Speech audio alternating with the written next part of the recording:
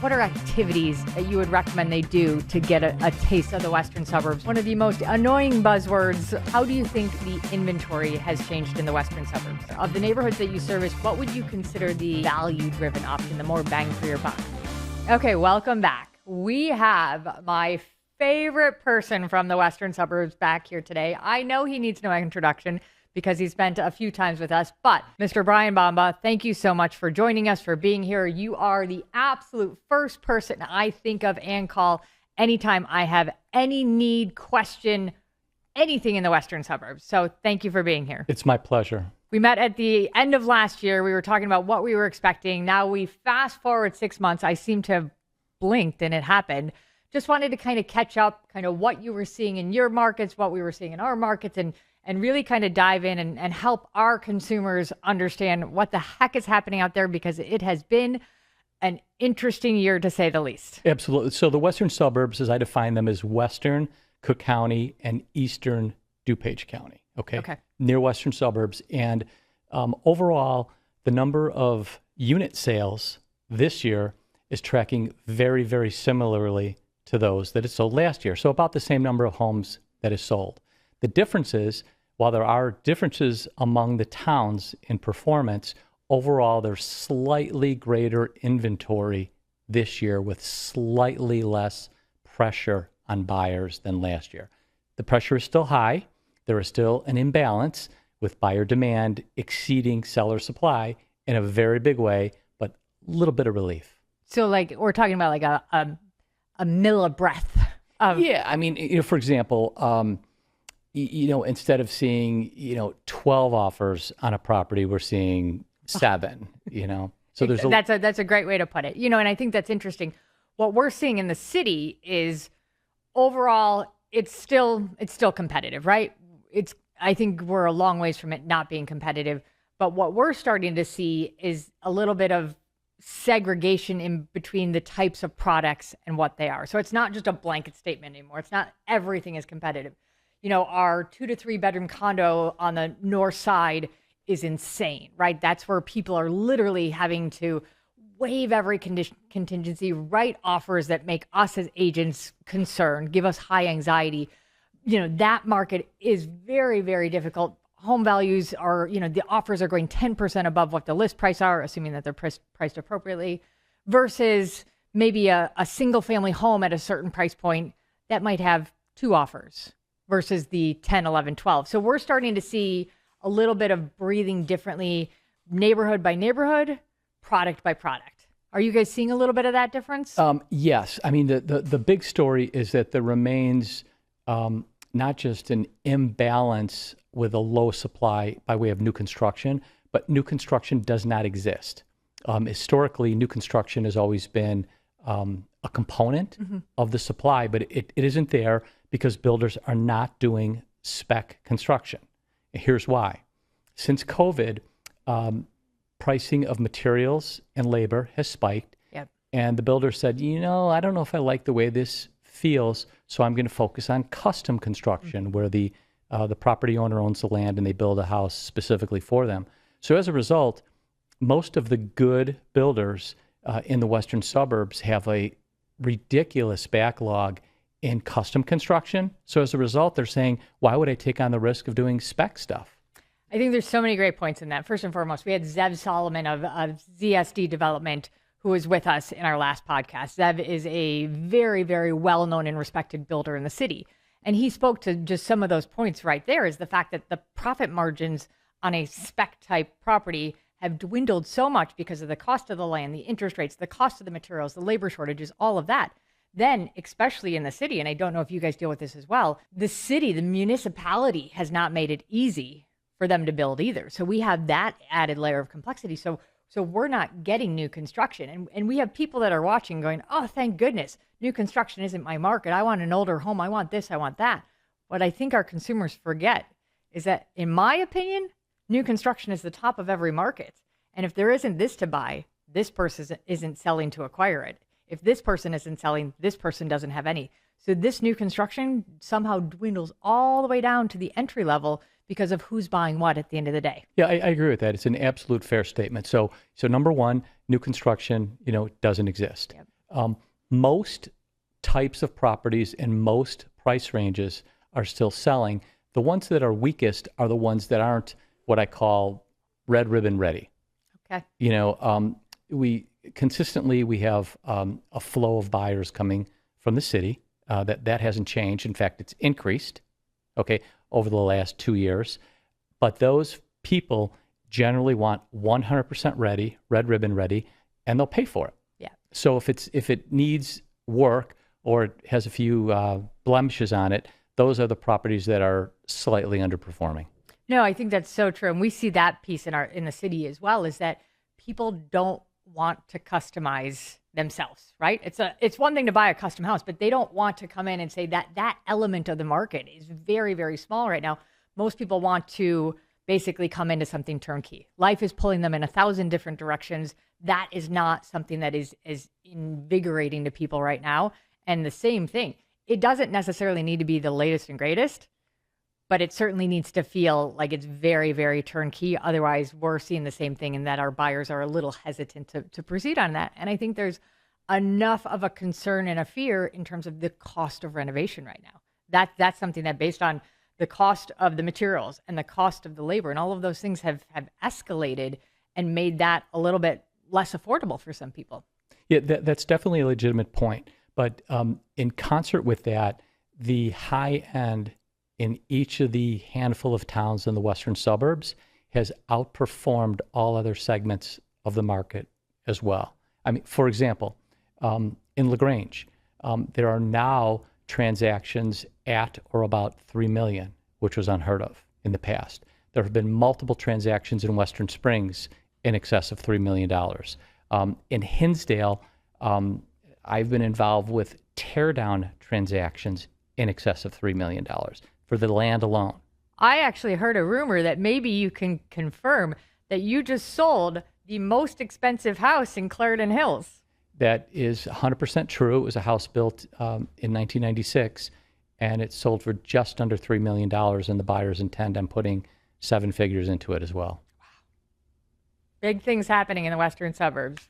Okay, so let's kind of deviate from that a little bit. How would you say the interest rates have impacted your market this year? They haven't. Interest rates at the price points that I generally work in are an annoyance. That's a fair statement. Around 40 to 45% of my transactions this year have been cash. Okay. So they're just irrelevant. Right. No, for certain. And I think that's interesting because I feel like if we scale back a couple years, I remember Connie Dornan used the phrase when she was on here once, talking a lot about golden handcuffs, that people didn't want to give up their 2.5-3% interest rate on their last home, and so they were stuck. But I think I agree with you. I think at this point, people are so far beyond the actual rates that it's become a bit of a non-issue. Right. People, 2-ish years ago, people wanted to hold on to those, sub 3% rates. But now, for the reasons that people have historically moved, those reasons have overshadowed the benefit of the low interest rates. No, I think that's very true. Although the place where we see it coming up and where our markets, I think, are a little bit different is I would say at least 40 to 50% of our market is not looking for or selling what they hope is their forever home, right? This is a little bit more of a transitional phase. Yes, we absolutely have half of our market that are looking for their long-term houses in the city, but we see a lot more of that 3 to 5 year phase. And that's where I think it can come into conversation a little bit more. And where I'm seeing it, and trust me, I'll be very clear on my advice, we have a lot of people that are coming to us and saying, hey, there's a lot of discussion about the interest rates are going to go down at some point. Let's be clear, they're not going down to 2.5%, 3.5%, even 4%. But there's talk about the interest rates going down and some people wanting to wait to see that happen. Now, I don't know about you, but for me, there is a good percentage of buyers that are sitting on the sidelines that are waiting for that to happen and getting what I consider the very bad advice of saying, wait for interest rates to go down so your buying power goes up. In my mind, we are going to see an influx of buyers when that happens. So my advice to my clients, buy now at a little bit higher interest rate. And if and when we do see that happen, refinance it as the market is continuing to go up. I'd agree with that. In fact, I heard more of those types of statements last year, but this year life goes on. Flip the page. It's becoming less and less of a conversation for certain. 100%. Okay, so this has been one of the most annoying buzzwords of the last half decade for us. How do you think the inventory has changed in the Western suburbs? It has increased slightly. Okay. And, looking at the supply-demand graph, we're at a 10-year low. Okay. And that's just a reality. Yeah. And I think that's the important thing to note, is that even when we talk about increases, we're still so far below what would be normal or an average or any sense of that we're still at that point where we just don't have enough homes for people. No, there's a gross undersupply of inventory.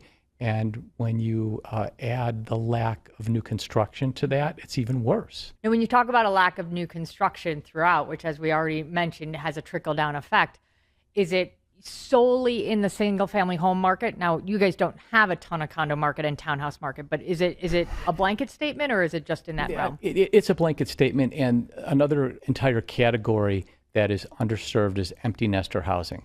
For example, you get these people whose kids are out of college. They may want to maintain their social relationships and stay in a certain geographic area, have a country club membership, et cetera. But there isn't the option with the first floor primary suite to buy in their neighborhood. So instead, they're hanging on to the big house. And they may even be accurately accused of hoarding houses because they may have one in Florida and one in the city as well. Sure. If there were an option for them to go into appropriate empty nester housing, they would sell the big house. And then just to kind of draw that full circle back, it's not getting built because the profit margin isn't there. Profit margin isn't there, and we're landlocked, and the zoning is very restrictive in the near western suburbs. So it's not a case where you can come in and put up a 5-story building if it's zoned for 1 story. Okay, so then thinking a lot about kind of people that might be watching this, they're city dwellers, they're considering a move to the western suburbs. I think a lot of them move there thinking that they're looking for the forever home. I think you and I probably know there's probably at least 1 or 2 stops before they get there. But if you're going to look at that inventory, I don't want to call it a starter home to say, but maybe the introduction to the suburban home, how is that inventory? It is deplorably low. That's the hard part, right? It is. And when we engage these types of buyers, during our first conversation, we prepare them for the worst and let them know, what needs to be done to get it done to ensure that they have the wherewithal to go through the process from beginning to end. Well, and I think that's a great conversation to kind of deviate on, not in the questions, is that I know a lot of people watching, we talk about this particular competitive market. Like for us right now, 2 to 3 bedroom condos on the north side are just aggressive, right? It is hard offers to write. But I think there's people watching that say, well, why as an agent, why as an advisor, the trusted advisor, why does it make sense for you to have somebody, support somebody in paying a premium, waiving contingencies, increasing their risk, doing all those things? I think that this is an important conversation because I think from an outside consumer that doesn't always think about these pieces, it just looks like, oh, well, we're just supporting people in writing kind of crazy offers. How would you kind of talk to that point? I would talk to them that, because of the severe level of competition in every aspect of the offer process, we have to generate advantages for them in aggregate or they're not going to win. Yep. They're just not going to win.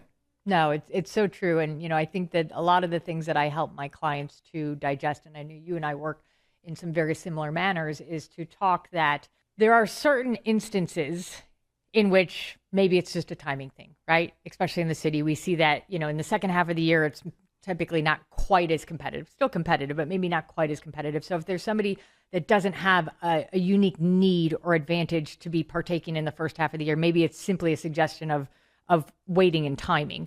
But for a lot of people, there is a financial component that's tied to a date and a timeline, right?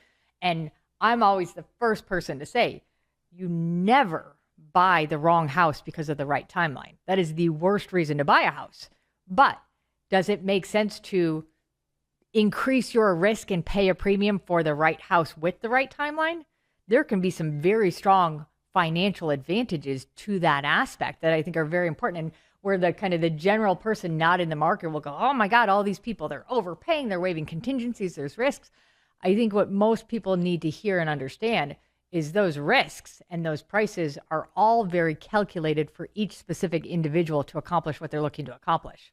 They really are. And it's a case where while a buyer may say that they're going to be staying in a house 3 to 5 years, I'm already calculating their exit strategy before they come in, because I want them to call me to get them out.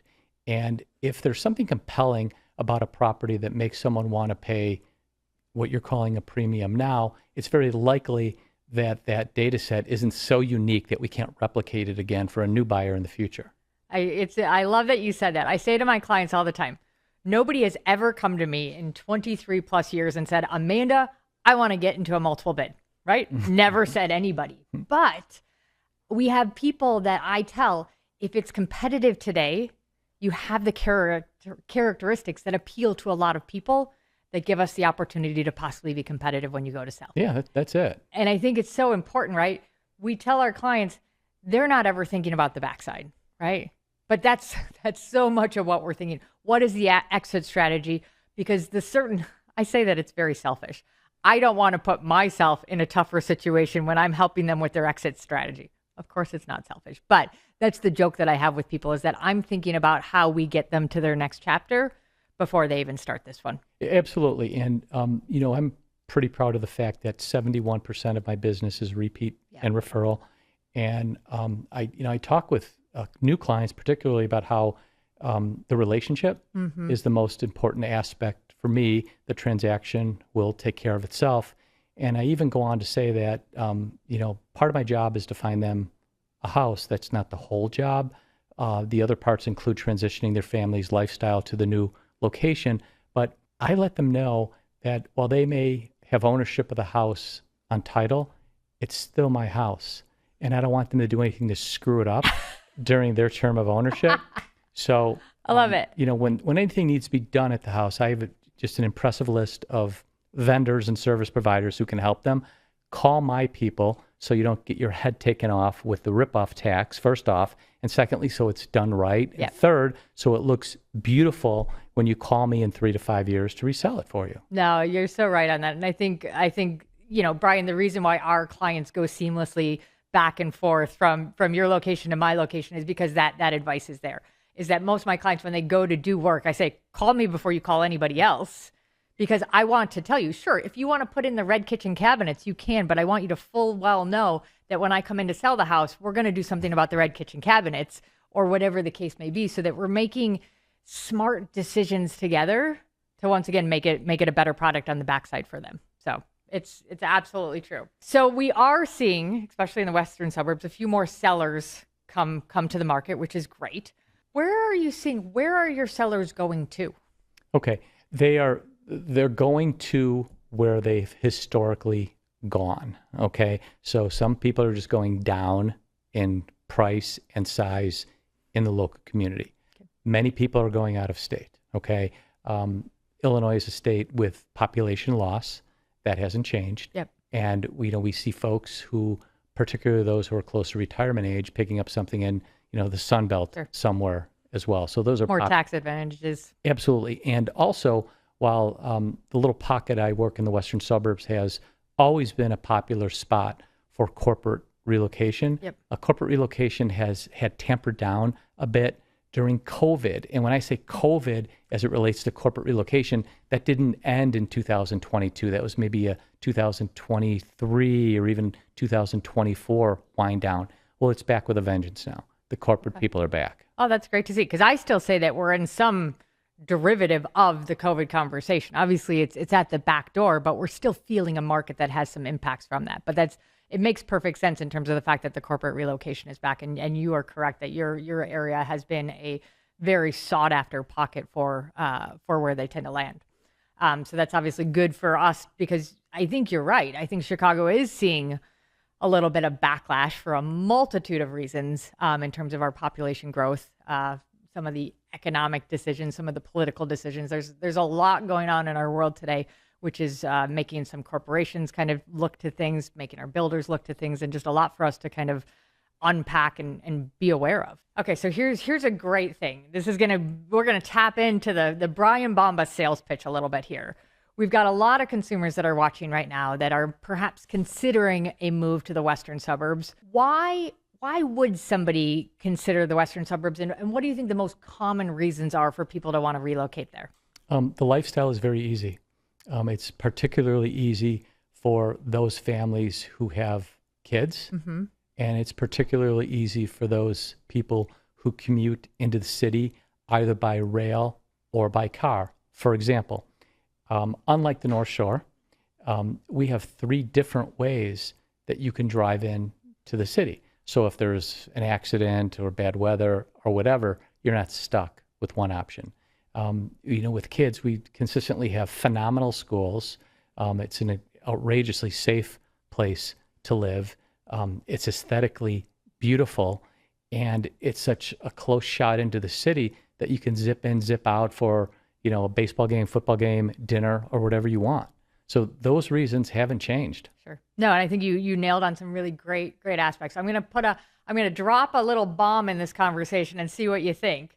I have a theory that if everyone could acquire, not everyone, that's a strong statement. Edit. I think if a lot of people could acquire the house, the space, and the land that they wanted in the community of their choice in the city, that they would stay. What do you think about that? Maybe, and let's be open-minded to that concept for a minute. Now with the the trend developing of people being required to show up at the office mm-hmm. for work, God forbid. Yeah. That makes the people who work in the city, their lives a little bit more convenient if they live there sure. as well. I'll buy into that. The part that I might object to a bit is that if it's going to be ultra prime in the city, it's still going to be significantly more expensive than even ultra prime 100%. Suburban. Not just acquisition cost, but operating costs, which would include everything from car insurance to the real estate tax liability. 100%. And that's kind of my point, is that I think that we are seeing a lot of people consider the city as an option. I think a lot of them get stuck in the fact that because of supply and demand and the cost of the dirt, is that a lot of times people just can't acquire as much as they want, as much space, as much land.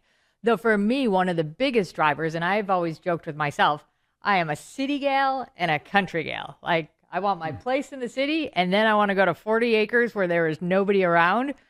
I don't necessarily want to stop in the in-between, but I think the in-between gives you some really great, I love the fact that you talked about the ease of life, the convenience, it's just a little bit easier there.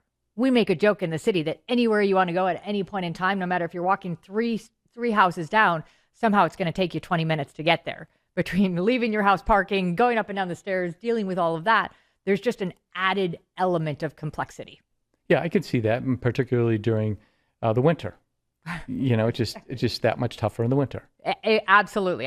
But I think it's always an interesting perspective, and I think it's one that a lot of our clients kind of combat with. And I've actually think we've seen a few more lately of people saying, hey, I'd actually like to look a little bit in the city and a little bit in the western suburbs and figure out where we see ourselves in the end. I think we're getting a few more of those conversations of people trying to navigate to understand the differences and the complexities of it. Yeah, I mean, it's really a lifestyle question, and the near western suburbs aren't for everyone. Okay. This is going to be a little bit of a loaded question as well. We're starting to get into things that are very, very subjective. But what would you say in your pocket in the western suburbs? What communities have the most popular schools? Without a doubt, the Hinsdale District 181 elementary schools, which feed into Hinsdale Central High School. Okay. Now, if you look at, empirical testing, the scoring is off the chart, and always has been. The challenge is that there are so many other very good schools that they get overshadowed by the elite excellence of that set of schools, which I noted, and that's really not fair. So do you find that when you're working with clients, does it feel sometimes like a letdown when people are kind of pushed into other districts? Because I'm assuming that you said it was the 151 district? 181. 181, sorry. The 181 district, I'm sure it comes with a hefty price tag associated with it. Yeah, it's pretty painful. Right. So the question is then, okay, if people say, and they come to you and they say, hey, we want to be in this district, they start looking, they realize they're not comfortable with where their dollars go there. They start to consider others.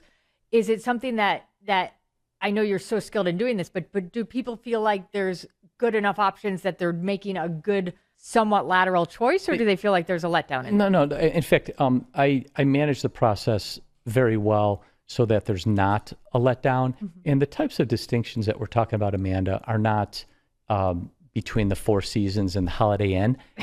It's kind of like between the Four Seasons and the Peninsula. Okay. For example, Downers Grove North has excellent schools. Elmhurst has excellent schools. LaGrange and Western Springs have excellent schools. They just don't score quite as highly as the Hinsdale schools. Sure. That's all. No, and it's interesting. One of my favorite things about the city, right? The city, so many people that we work with go to the suburbs for the schools. That is absolutely a driver that we have people come to us and say, hey, I want to go to, it's time. The kids are of this certain age. I want to move to the suburbs for the schools. And the interesting thing for me, and I am a parent of two Chicago public school district children. One of the things that I genuinely like about our school districts that's different from the public districts in the suburbs is that when you move to the suburbs, and I'm grown and raised as a product of the suburban school market, you go to the school that is in the neighborhood. You go to the elementary school, you go to the middle school, you go to the junior high, you go to the high school. There's typically not a question in that. You just kind of go that track, you graduate at the end, go to college, do whatever you do next. In the city, it's a little bit different in the sense that, yes, you absolutely have your neighborhood school. But I think one of the things that I see as a little bit of an advantage, although a lot of people think it's a confusing disadvantage, is that if for some reason I send my child to a school and that school isn't the right fit, maybe it's a little too small, maybe they have a smaller athletic program, maybe they have a smaller foreign language program, whatever the case may be, if I want to send my child to the school that's the next neighborhood over, I can lottery into that school and I can stay in my house and I can send the child there. I could do that every year of their schooling if I really wanted to. Now, as a parent, I don't think I'd want to pick my child up and move them so much, but I've always seen that as one of the elements of the schooling system that is interesting from that perspective. Yeah, we just don't have that interchangeability. Yeah. In the rare occasions when people aren't satisfied with their assigned public schools, the choices generally are parochial options. Mm-hmm. Yeah, and you guys have quite a few of those options as well. A lot. Yeah. No, I think that's, and I think that as we do in the city, I think one of the things that's important to note is I think a lot of times the private school market gets a little bit of a bad rap just for being so expensive.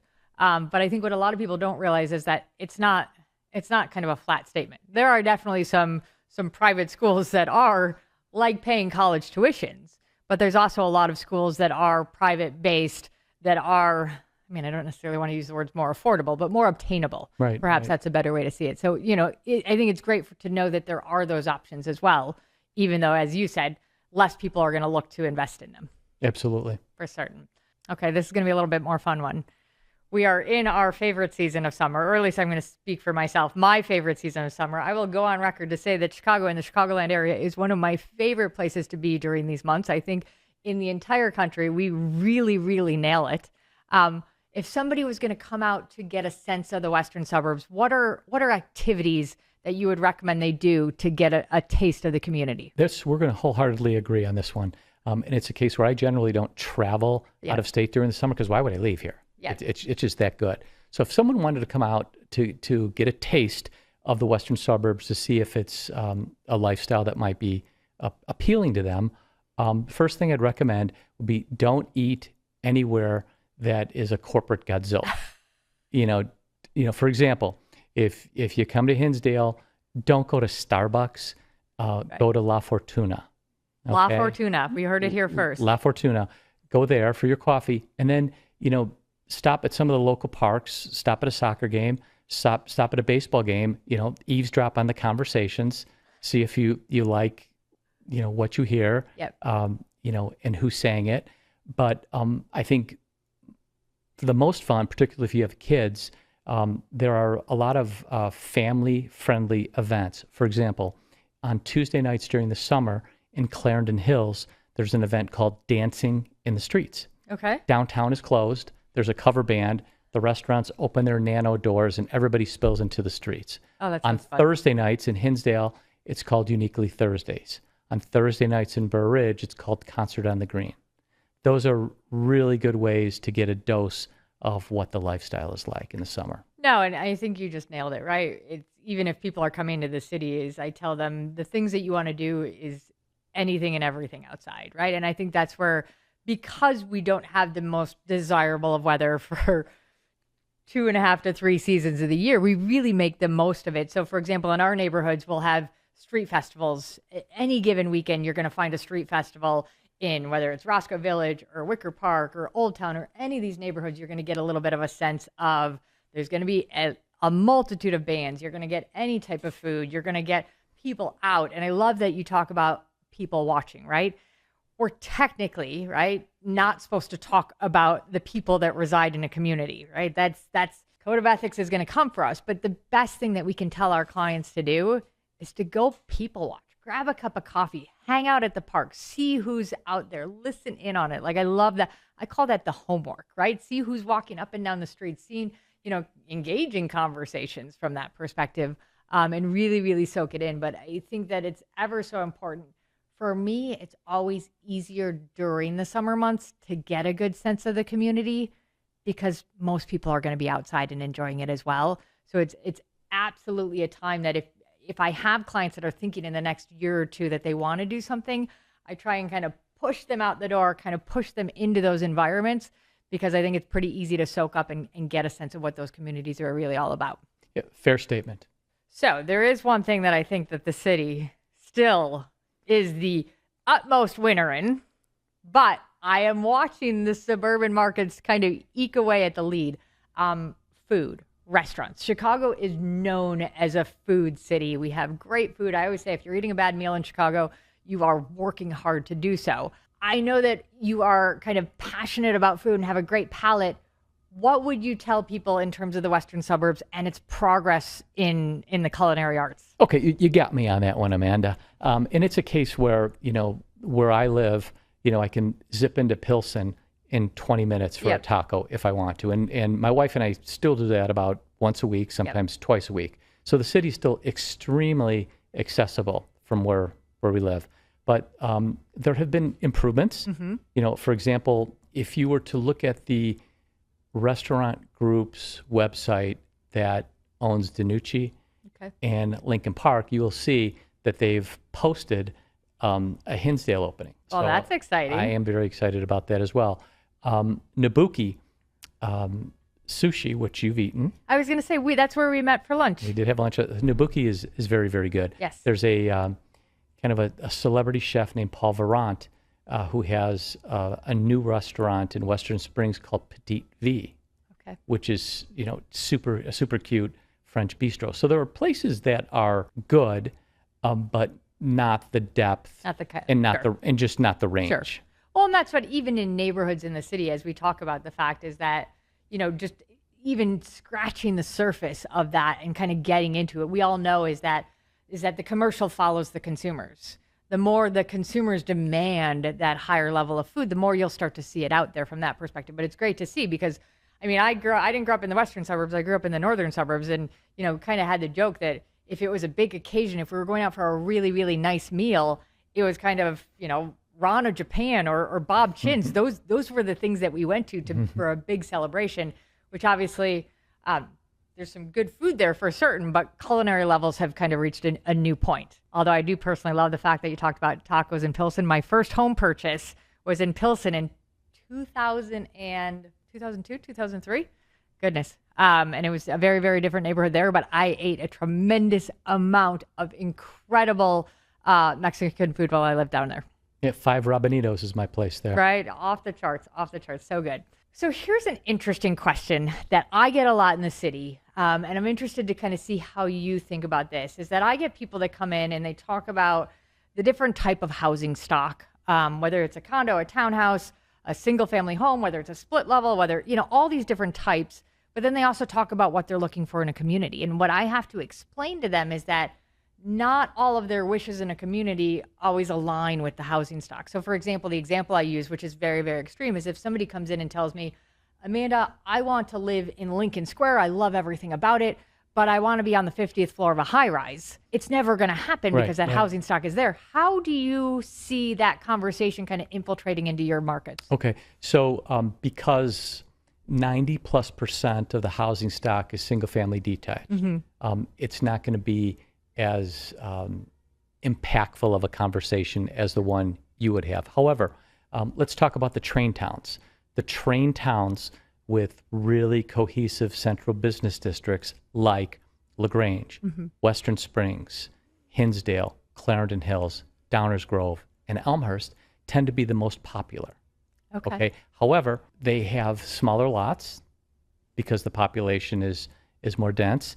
And also, in most of those towns, the utilities are overhead. There are wires behind the back of the house. And people from, say, out of state come in and go, you want me to spend $2 million and there's an alley and wires. So that's where there's sometimes a little bit of a disconnect. They think suburban is more of a pure appearance. Like you would get that more in Burr Ridge and Oak Brook, where you get. But you still need electricity. You still need electricity. No, and where I would think maybe it impacts your market a little bit more is if somebody comes in and says, hey, I've heard great things about downtown LaGrange. That's where I want to be. But I want to be in a brand new construction on a big lot. Like sometimes those things I'm going to guess are not say it's impossible, but you're going to pay a bigger premium for certain things if they're not as readily available. Right. And if they're in that case or in that example, if there is a big lot, big lots tend to be further removed from downtown, which most people think is less desirable from a resale point of view. All makes sense to us. We're breaking it down here for certain. Okay, so a big question that comes up, right? I get the people when they're thinking about selling and kind of making their next move, which is obviously the minute they say Western Suburbs is the minute that I say, hold on a second, let me put you in touch with Bryan. When people are considering and evaluating each different suburb in your neck of the woods, what are things that are important for them to consider? First is cost. First is cost. Number 2, lifestyle. 3, schools. 4, proximity to the city. Yep. 5, proximity to trains. For example, most of the Western Suburbs have 1 train station in them, but Downers Grove and Hinsdale, which are very small towns, each have 3. Okay. And that's important to a train commuter. For certain. And one of the things that we do with buyers and all of your referral buyers that you send to me is we do something that we call a rapid educational tour. And generally, it's a 2 to 3 hour block of time where we expose them to the lifestyles, not just in the individual towns, Amanda, but the individual neighborhoods. Okay? And we tell them that this is a non-sales experience. You're not allowed to buy a house that day. But by having this uninterrupted time with them, if something comes on market by way of a pocket listing a week or 2 weeks from now, they'll have a mental image of neighborhoods and have already begun to develop biases and preferences for one neighborhood over the other. Sure, that's fantastic. Because I think, and we see this a lot in the city as well. Yes, there are certain people that come in and say, I have a 6-block radius or a neighborhood that has extreme priorities to me. But I think a lot of people say, here's the things that are important to me. Where can I get them and have this kind of a lifestyle, right? So we see it kind of the same way of saying, hey, whether that's Wicker Park or Bucktown or Ukrainian Village or Lincoln Park or Lakeview or whatever the case may be, they're looking to us to help them to figure out where they can check as many boxes on their list at a price that is within their range and where it all kind of comes together for that. Yeah, in a lot of cases, in fact, I'd even say most cases, people start out with some preconceived notions of where they want to live and what they may want to live in. But during the ebb and flow of the council, it turns into something else. Yeah, no, I think that's a very, very fair statement. And that's where, we always talk about, like, are we going to become extinct at some point? God only knows, but I think it's our ability to digest what people are looking for and introduce them to things that are outside of their current thought process. Yeah, without a doubt. In fact, I look at the the realtor hot sheet, which has the new listings, the price changes, the property that go under contract, probably a dozen times a day. And if you're anything like me, when you see the dumb house or dumb condo go under contract in an unusually short amount of time, you know that buyer is probably either unrepresented or unrepresented by someone who probably can be doing a better job. For certain, 100%. I know exactly what you're saying with that. And I think that's, you and I have talked about it before, whether we like it or whether we don't like it, price is the driver on so many of those decisions within each neighborhood, right?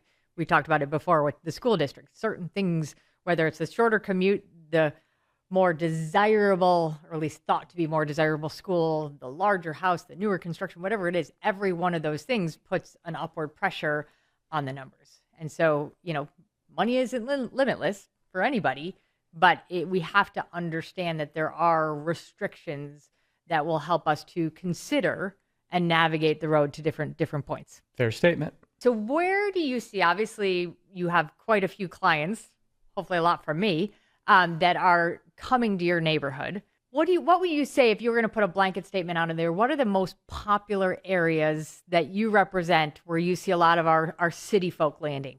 Generally, the search starts in Hinsdale because it has such a durable brand name. Yep. Okay. And generally, by way of concentric circles, moving away from Hinsdale, prospective buyers get introduced to the other communities. Okay. So Hinsdale has perpetual appeal. However, I have to tell you, Clarendon Hills has exploded over the past 2 quarters. Okay. And Clarendon Hills has the benefit of having the same school system as Hinsdale, but it's a microscopic sized town. It's only 2 elementary schools big. Okay. People don't know it exists. They can't even pronounce it in most cases. It's interesting you say that because a little bit of history in the city. There is a tiny little pocket of Bucktown on the east side. The reason, or kind of the starting factor between the whole push of the areas that I call along the Blue Line, Bucktown, Wicker Park, Ukrainian Village, that all started because of this tiny little pocket on the east side of Bucktown that actually filters in to Lincoln Park High School. The area was not desirable at all. Lincoln Park High School is and was one of our most desirable public high schools. So when people couldn't afford to move into Lincoln Park, but they wanted to tap into that school district, they started to flood into this little pocket here to say, hey, I can get the schools that I want without the price tag. Now that area started to grow more and more and more. And now we know that when there is residential demand, commercial will start to follow. So as that area got more populated, some commercials started to trickle in. The lifestyle got a little bit better. And then people said, oh, that Bucktown area, it's interesting. I don't need to pay that extra premium to go into the Lincoln Park schools, but I'm going to move just outside of that. And we saw that growth. It's the one area of the city that's actually grown down south towards the city versus the away from the city, all because of that same thing that you talked about, is the fact that that school drove that little pocket. Yeah, that's pretty interesting. Right? It's a lot of people don't know is the start of along the Blue Line. So Clarendon Hills, that's interesting to know. And I didn't even know that. On fire. Is that something you would predict and project is going to continue with that momentum? Yeah, I mean it's so cute it almost makes you sick. For example, most of the Western Suburbs have the grid-like street patterns. Clarendon Hills is curvilinear. It was designed by the same land planner who did New York City's Central Park, Olmsted. It's got these curvy streets. There's actually some change in elevation, so there's a few hills. While the downtown is only a block long, the tenant mix is just super desirable and super fun, and people from the city look at it as an easy transition into suburban living. No, that makes perfect sense. Okay, now we're going to go a little bit, and this might fall into here, but the other side of the spectrum. Obviously, we know Hinsdale is the mecca of all meccas, and you're paying a big price tag to get into there. Of the neighborhoods that you service, what would you consider the value-driven option, the more bang for your buck? There are 2. The northern section of Downers Grove, okay, which feeds into Downers Grove North High School, okay, which is very high performing. It's a beautiful thoroughly gentrified downtown, train station in the neighborhood with one of the best express train schedules in the entire Chicago metropolitan area. So North Downers Grove is strongly recommended. The other is Elmhurst. Elmhurst is larger than most of the other communities that I work in, but there are numerous sub-neighborhoods in Elmhurst that give you the same lifestyle that you'd find in some of these other suburbs. And it's not cheap, but it gives you a little bit more mileage for your dollar. No, that makes sense.